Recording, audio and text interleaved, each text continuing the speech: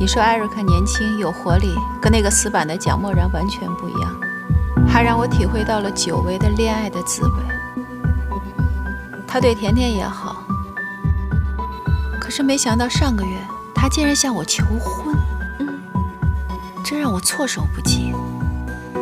其实跟老外谈恋爱我倒没什么障碍，但是你说结婚，我要跟他结婚，我还有孩子，这件事情我必须要慎重考虑。刚好那个时候艾瑞克需要短暂回国，他邀请我跟甜甜一起去威尔士。其实还有一个更重要的原因，明年艾瑞克要回国了，到时候我必须面临2种选择，留下来还是跟他走。对移民这件事情，其实我也不是没有考虑过，但是我考虑的最主要的因素就是那个地方适不适合甜甜的成长。我就想刚好趁这个机会，我们俩去一趟看一看，如果那个地方环境也好，甜甜也喜欢，那还有什么好犹豫的呢？可是没想到这次出行成了我们俩分手的最主要的原因。怎么了呢？发生什么不愉快了？原本一切都很好，艾瑞克他妈也很好，对我们也特别好，还给我们做了一大桌吃的。当地的美食有一道菜叫威尔士兔子。啊，不接受吃兔子啊？是，我也觉得吃兔子太残忍。据我了解呢，威尔士兔子就是把奶酪还有特制的酱汁涂在吐司上，不是你平常吃那兔头。你咋啥都知道？这可咋整？就是这个威尔士兔子，甜甜特别爱吃，但是没想到吃完之后她全身过敏，全身痒，把我急的。后来医生说她是奶酪过敏啊，那就一点办法都没有了。奶酪在他们那就跟咱们这的酱油醋一样，特别常见，这就不是你注意什么饮食就能避免得了的，是根本没法生活。我也不能拿甜甜的生命去冒险吧。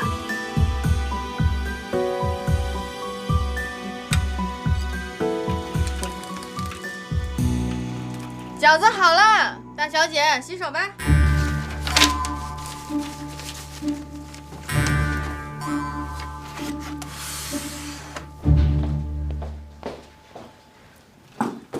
阿姐，我爸给我来电话了，我不吃了，我先走了。哎呦我去！不是你要撑死我呀！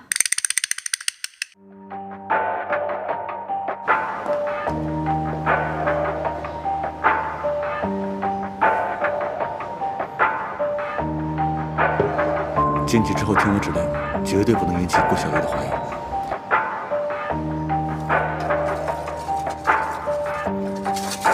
对了，安光，我有新的发现。回去再说。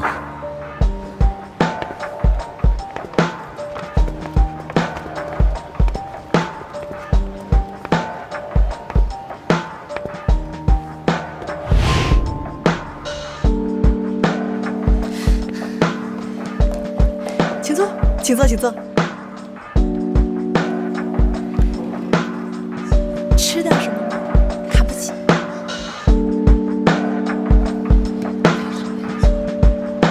哦，吉赛尔洛斯老师，快！请问您是吉赛尔洛斯老师吗？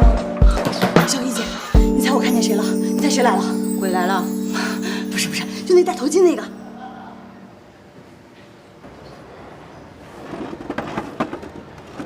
他是谁啊？他可是塔罗圈的神啊，最近超级火。他擅长占卜恋爱，好多明星都找他占卜过，听说特别准，就是特别难预约，可遇不可求啊。塔罗圈？你找他算过了？你已经被圈粉了？老师，他被劈腿10次了，特别惨，您帮他一下好吗？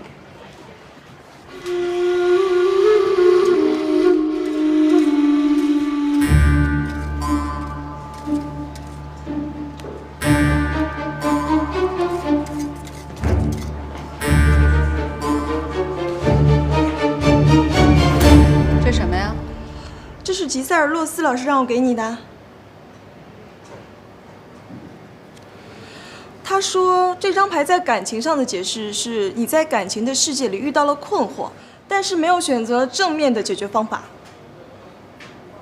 他还说什么？老师很少主动跟人占卜的，你运气真不错。他怎么哭了？掉。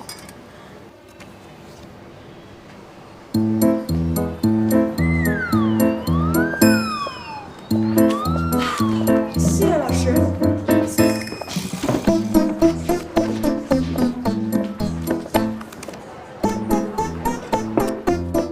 嗨，吉普赛老师，吉塞尔洛斯，罗斯女神，我听说你很神的，其实我也是 cosplay 的爱好者，但是感情的事我从来不想问，那知道了就不刺激了，恋爱的时候就没有心跳的感觉了。塔罗不会让你做出任何的选择，但它会像朋友一样，给予你一种灵感。就比如说你手中的这张牌，现在你的爱情正陷入一种危局呀。我挺好的，什么危局啊？你生活当中出现的这个人，是在你感情最低迷的时候。这个人给予你帮助和陪伴。其实你们两个人应该是一段好姻缘，但是逆位导致你们交流受阻。逆位导致交流受阻是什么意思啊？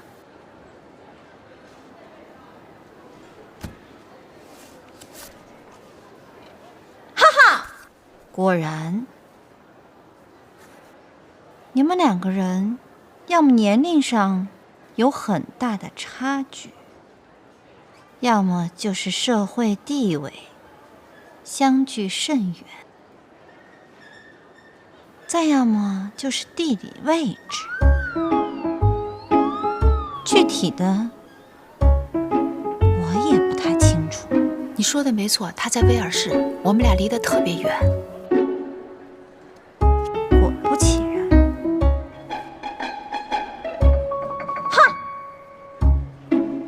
这就对了。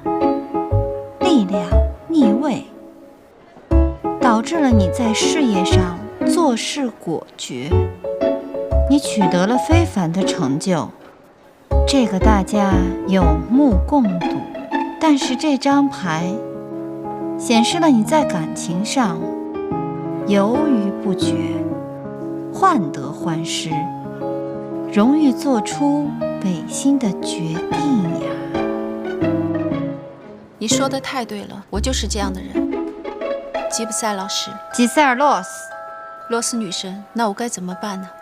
先不要着急。塔罗之神，命运之轮，给你做出指引。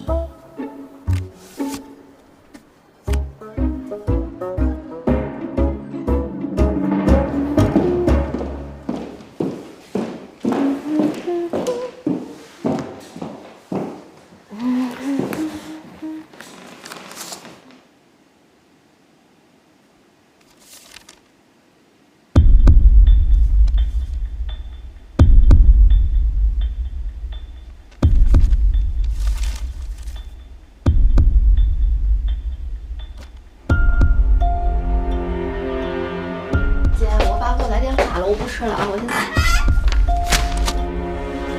糟了，命运之轮现在转到了你人生最低迷的时刻，也是你最重要做选择的时候。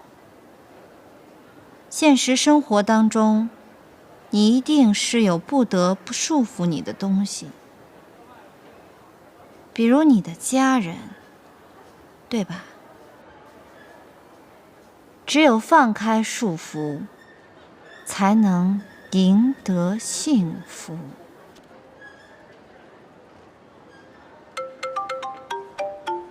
我接个电话啊。喂，你在店里吗？啊，我在店里，我刚好有事儿也要跟你说。你给我的资料被别人偷看了。你说什么？最近注意你身边可疑的人。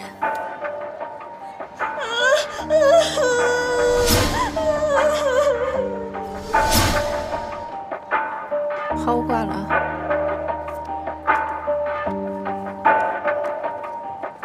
吉塞尔洛斯，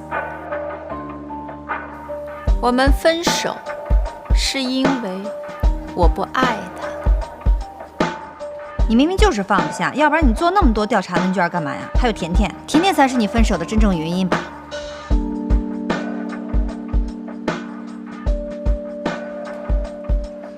你不热吗？露出你的嘴脸吧，不愧是复合大师。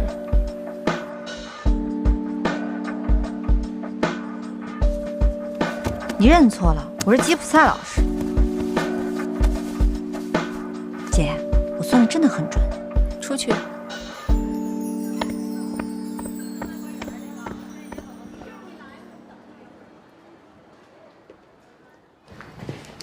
你说什么来着？你说人家能看不出来我是谁吗？宝宝呢？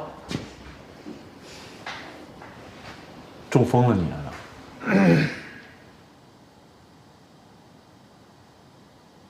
女神，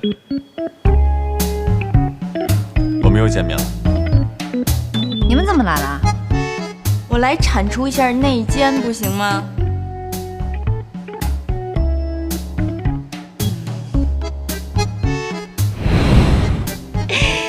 我的姐，我呢是看了你的调查问卷的，不过呢，我是无意当中看到的，所以不算故意刺探军情，对不对？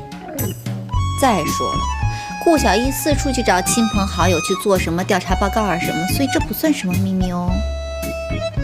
不用紧张，我不是来兴师问罪的。那你来干嘛的？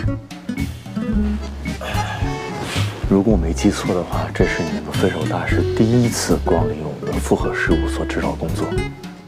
二位有何见教啊？没想到哈，这么多人挤在这个小巴掌大脸的地儿办公，你也没想到是吧，于老师？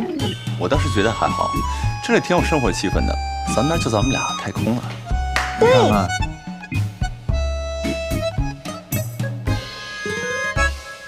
李总上次到分手事务所指导工作，我觉得说的特别好。虽然我们工作性质看上去有矛盾的地方，一个负责分手，一个复合，但本质上大家都是做情感服务的，所以我们不应该一直对立，是吧？没错，说的没错。还劝我说，不要破坏一个美满的家庭，啊，当时指的就是顾小艺还有她的前夫蒋默然，是吧？啊，一码归一码啊。我们承认呢，在蒋默然这件事儿呢，我们分析呢是有一点点偏差。不过呢，这一次，我真诚的请求你们放过顾小艺。李总当时能对我提出这样的要求，我觉得现在我对你们有这样的请求，不算坏规矩吧？这是顾小艺给我们提供的调查问卷，来，你们可以分享一下。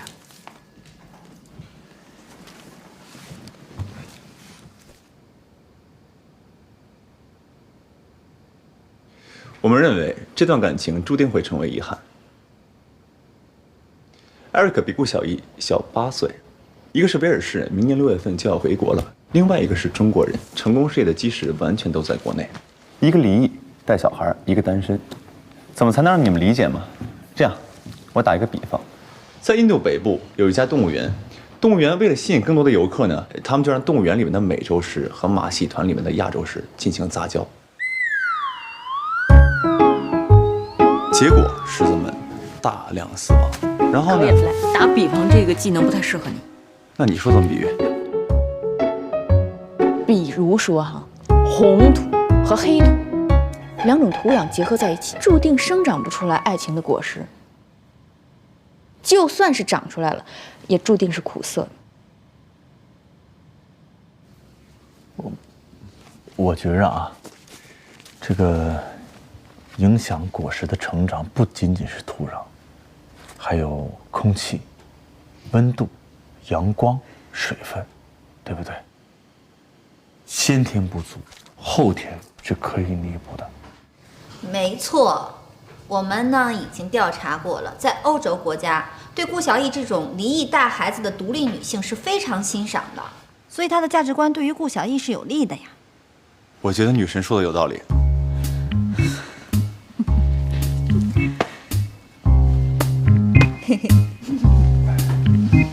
我觉得周末，我觉得你说的是对的。默默就像你看到的一样，顾小艺因为一个小小的奶酪，做出跟 Eric 分手的决定。可是这奶酪是什么呢？这奶酪代表着甜甜还有顾小艺的未来。顾小艺割舍 Eric 已经非常痛苦了，我不希望你们为了给 Eric 复合，让顾小艺的痛苦是现在的10倍、100倍、1000倍。所以我真诚地说一句，这次我们之间不要再有什么输赢，我们可以一起合作，让他们减少痛苦。有的时候，好聚好散也是一种慈悲，不是吗？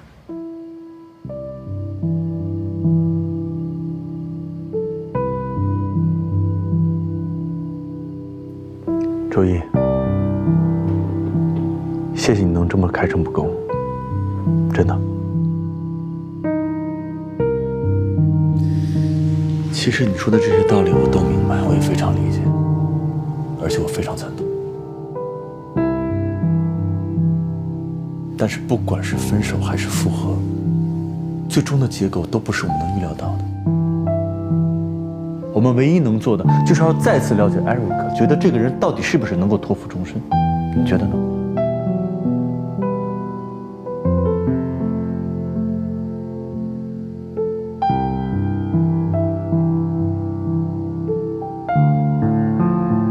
好，那在 Eric 和顾小艺这件事上，我们就达成一致，互不影响，互不干扰，互不拆台。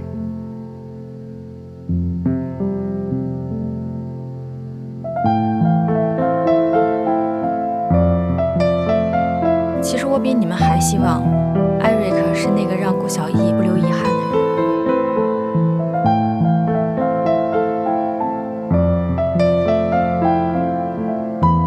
你们俩可以走了。女神走了。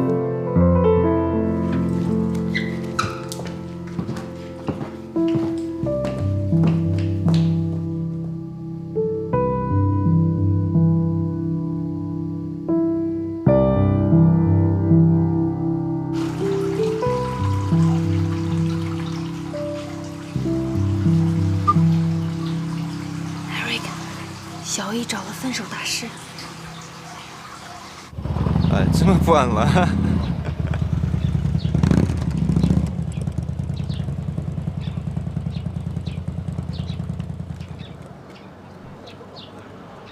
Eric， 哎呀，还给你，洗干净了啊。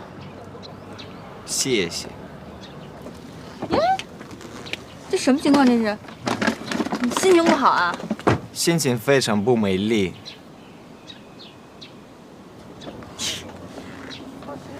Eric， 呦！我们这高冷女王什么时候这么体贴呀？哎，你是不是看上我们正能量小王子了？去，抽你啊！龙哥，你想多了。他们分手大师，破坏我和小艺。啥？分手大师？这画风不对啊。很阴性，很毒辣。你这只女人。女人不能论汁。我告诉你，你千万不会得到我的手的。什么？你得到他手干嘛？你是不会得手的。哦。哎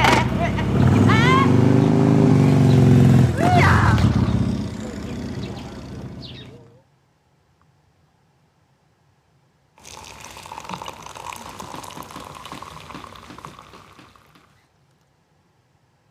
我又检查了一遍和 Eric 的沟通记录。这还用检查啊？一看就是复合大师那帮人通知了 Eric，让他小心我们。你说李段？不一定非得是李段，他们那么多人呢，通风报信儿，很正常，能理解。我们不是刚刚约定了12字准则吗？互不干扰，互不影响，互不拆台。那叫桌面上的政治，就是只能保证面上的事儿。桌子底下谁互相踹啊、互相踩啊，那能控制得住吗？再说，你有证据吗？也是。你是怎么把这2件事联系到一起的？又是直觉？用不着动用直觉，最起码的人情世故 ，OK？ 哼，人情世故不是我的强项，不过没关系。最近我也在看一些关于情商的书籍。看书学习情商，哎呀妈，我真服了你！情绪智力手册，情商它为什么比智商更重要？这些市面上这种心灵鸡汤书能看吗？这2本书绝对不是市面上那种乱传的鸡汤书，非常值得学习。就是说您学有所成了呗？那倒没有，只是更清楚地了解了自己。其实情商呢，分为很多部分组成，主要可以归纳为2个方面：面向自己和面向他人。面向自己包括控制情绪、疏导能力，还有意志力；面向他人则是同理心，还有和谐共处的能力。其实我吧，控制能力还算可以，甚至说是非常优秀，只是在沟通和同理心上出了问题，俗称不通情理。对，我们管那叫不懂事儿。别看了，看什么呀？拜我为师，从现在开始，我把我毕生绝学教给你。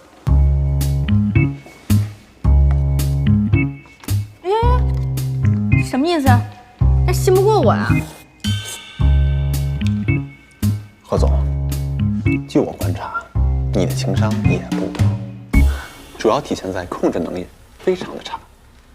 哎，我居然被你说情商不高，我真有死的冲动。远的不说啊，就说上次艾瑞克已经发现咱们底细的情况下，你还要让我追车，我还以为有什么目的呢，结果就是为了跟他较劲，这完全就是一种情绪的表现，毫无意义。行，对，我情绪控制能力不佳，你呢又不懂人情世故，咱俩搭档正合适，半斤八两，谁也别说谁。也不用这么沮丧，我们这个组合有我们这个组合的优势，对不对？我们都是孤家寡人，也没什么期待无不大姨，所以一旦开始工作就可以全情投入，这也算叫以勤不拙吧。你是孤家寡人，情商不高。情商不高，7大姑8大姨。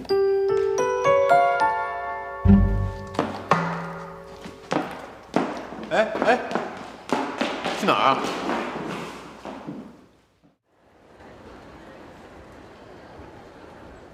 今天的人怎么这么少？哎，姐，开始了。小意思，烘焙小意思，大家好，好久不见。今天是周一，你们都睡醒了吗？哎，你往哪儿拍呢你？你不让拍周一的吗？这不是？哎呀，掐。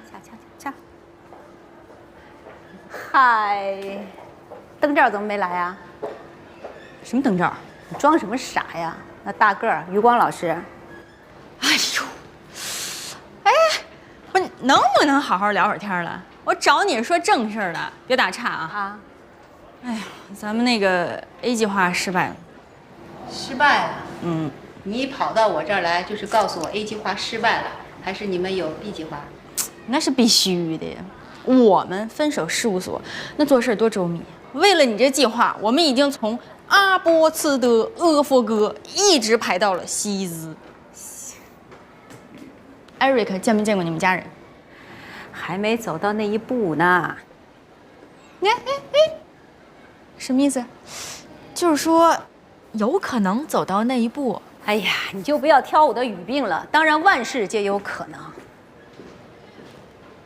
先说我的结论啊，我觉得这个 Eric 呢，当然那个性格是吧，有点那样，但是他对你是真心的。我这年龄，光说真心是不是太片面了？到任何时候、任何年龄，这真心永远是最重要的。再说了，什么叫你这年龄啊？你比我大几岁啊？我还单着身呢，我。你单身，我已经结婚了，我还离了婚，我还有孩子。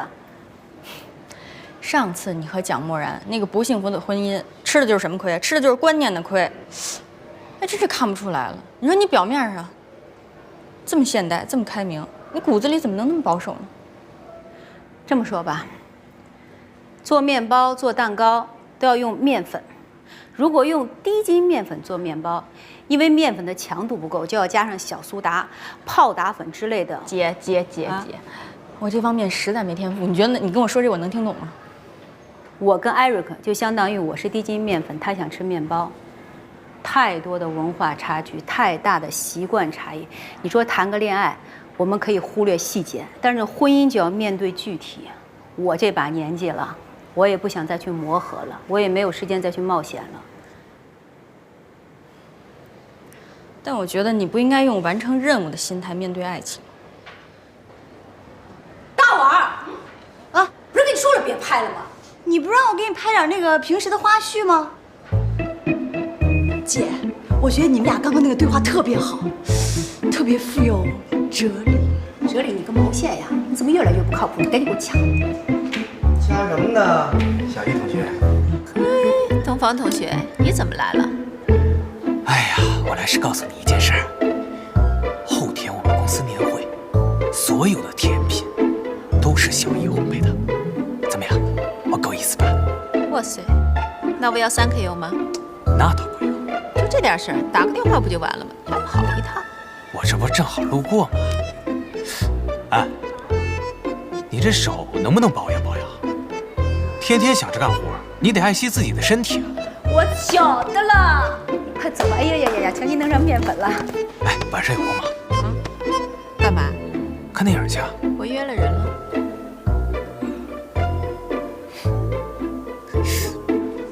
那我先走了。大碗，你怎么又拍了你？你还爬上去拍？你给我下来！下来！下就下吧。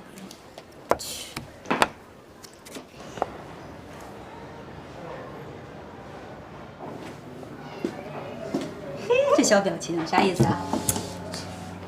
谁呀？什么谁啊？说，那帅哥谁呀？哦，刚才那个就是帅哥啦，我的发小。哎呀，青梅竹马呀，怪不得呢。要甩了艾瑞克，感情兜里还藏了这手牌呢。我对他一点那个意思都没有，我们俩从小一起长大的，太熟了。我还想要那种恋爱的心跳的感觉。哎呦，那满天人是一千年备胎。哎，怎么突然间我那么不平衡？为什么是我替你解决情感问题？您这挑男朋友都快挑花眼了，我呢，我花眼也是因为找不着男朋友造成的。啊，打扮的那么西服革履的成功人士啊？切，什么成功人士？就一个体户，每天穿的西装革履，像个成功人士。人家真正的成功人士就穿的很随意。哎，行，那你的问题好解决了。如果你要真跟艾瑞克分了，你考虑考虑他呗。我跟艾瑞克跟东方没关系。我告诉你，东方再成功，在我的眼里就是那个从小拿石头砸我的那倒霉孩子。行，等未来你俩真好了，这也是一段佳话。我看行，你看行行什么行？哎，我说你别着急把我嫁出去，行不行？别整那中国式催婚。你给我说说你那 B 计划。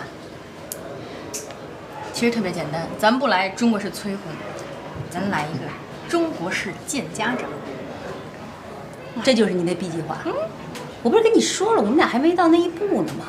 你在本地不是有一个特别重要的亲戚吗？就整个家族最重要那个，对你什么事儿都有发言权那个舅老祖。哇塞，这你们都知道？别忘了我是分手大师。哇塞，我要离你远点，吓死我了。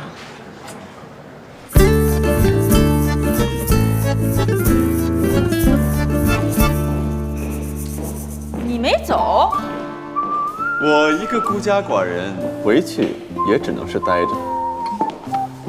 你现在下班越来越没点了。哎，说清楚啊，这不算加班。跟贺总学东西，贺总没收我学费就已经很感谢。你这是怎么了呢？进化了还是基因突变？我是认真的。我谢谢你，我就怕你认真，你一本正经的样子我最受不了。哎呀，那正好，我刚从簋街买了点小龙虾，还有一点鸡尾酒。看在你这么勤奋的份上，要不我就犒劳你，请你吃顿饭。贺总，你要是不忍心，咱们 A 也是可以的。也行。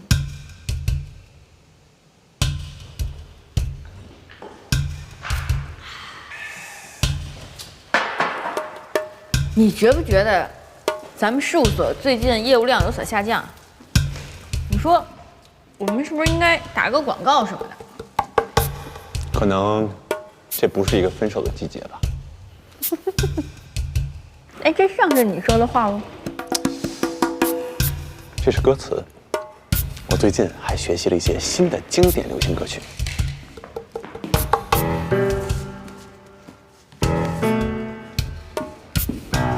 还有这个。分手事务所情商提高计划。我去，就这标题就像只有智障才能想出来的东西。可是我觉得很赞呢。快收起来吧！你这样让人家客户看见，咱一边帮人家解决情感问题，一边咱们忙着提高情商，人家排着队骂着街都得让咱退钱，这不相当于弱智给人交2数？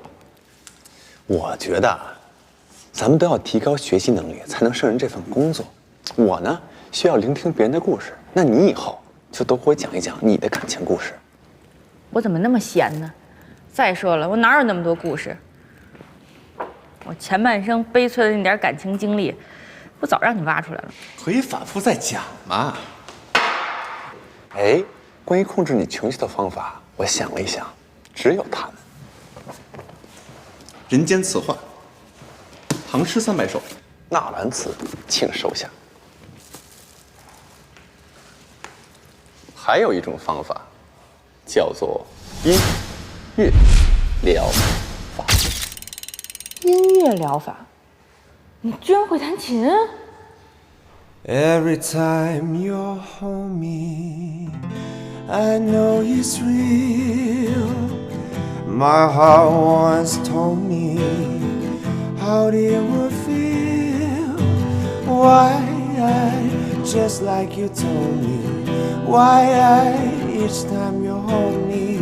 Why because you're you. Every time I'm near you, stars from the sky somehow appear to shine in your eyes. Why they just appear to. Why each time I need you. Why because you. 你这整天教人感情的，是不是也要关注一下自己的感情？我这不是没合适的。你妈就那望天的呀。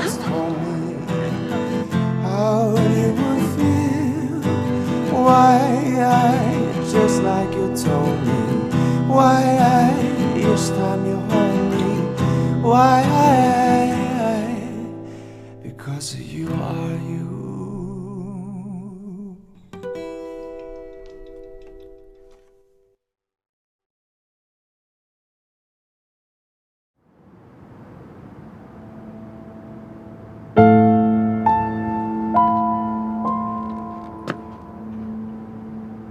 Eric，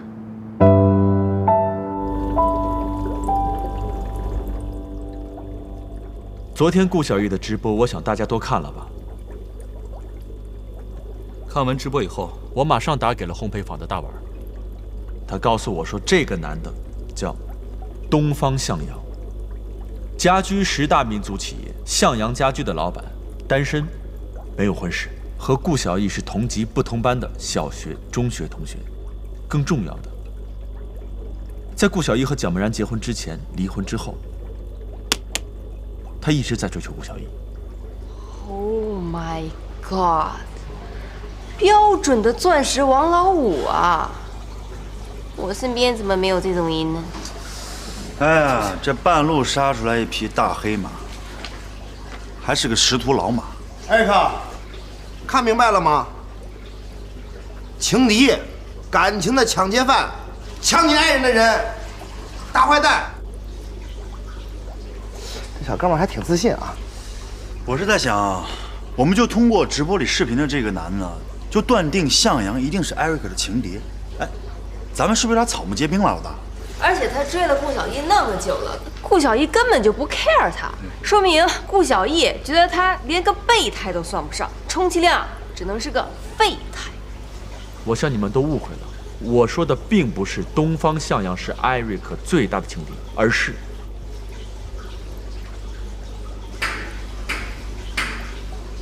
艾瑞克，给你本书看。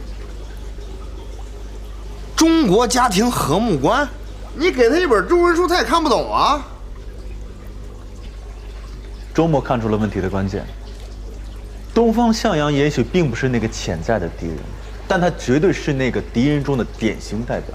我们中国人，尤其是长辈心目中东方向阳这种通过自己的努力获得财富，而且始终如一、知根知底的年轻人，才是他们的择偶标准，明白吗？如果把你跟东方向阳摆在一起，你说那些亲戚会选谁？那肯定选东方。小艺关心人的很多，但是我相信他，他心不会变。你要是这么想的话，你就一点机会都没有了。在中国，我们婚姻的成败，甚至影响了父母晚年的幸福程度，而且会影响到社会对父母乃至整个家族的评价，这你明白吗？但是我只爱的是小艺，跟亲戚没关系的。比如我来说吧，就因为曾经家人的反对，和我自己最心爱的女人分开了。这个不对，你要自己做你爱的主人。是，我知道，可是我当年并没有思考这样问题的能力。可是事情过去这么多年，现在后悔也来不及。不懂。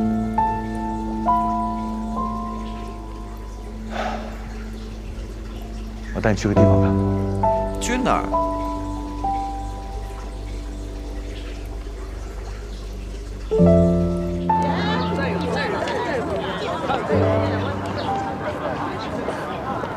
他们在干什么？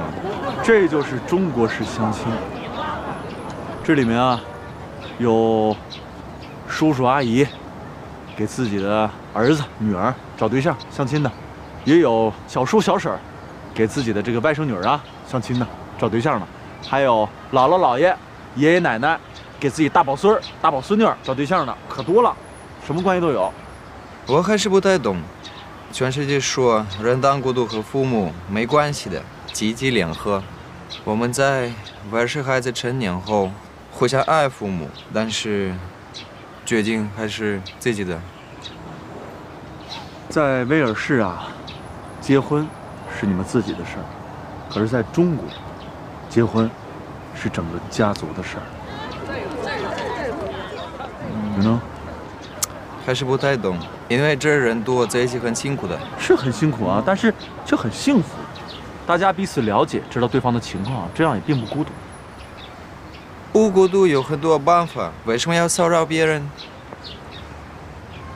不能说骚扰，顶多算是打扰，知道吗？你要跟别人说骚扰的话，很容易被暴啐一顿的。我跟你讲，我想跟你说的就是，这就是两国文化不同的差异，明白吗？顾小艺坚持跟你分手，我想也是因为这个原因。